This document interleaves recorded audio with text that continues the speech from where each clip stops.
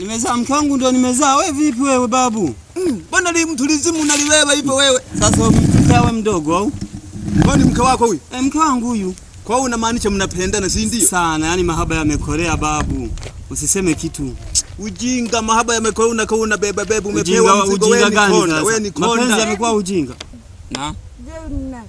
Huyu rafiki yangu tumesoma naye. Konda anakuuliza mambo ya kikuzi. Si unajua tena wao Wasukuma wanaotoka Mashinyanga huko hawajui chochote kabisa yani. Hapo tuna naye si wewe mjinga wewe mwanawe ndio mjinga umekomorwa hapo. Hebu tayari umeshakomorwa. Wewe utafika hatua sawa?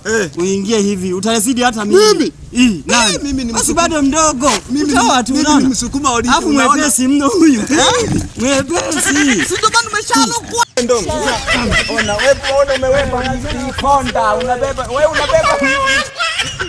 Haya mahaba ambayo hakijayapitia sivyo ni ujinga. Tukupende kweli kukaa umepewa mziko kila siku unakaa nao mgongoni maji yeye.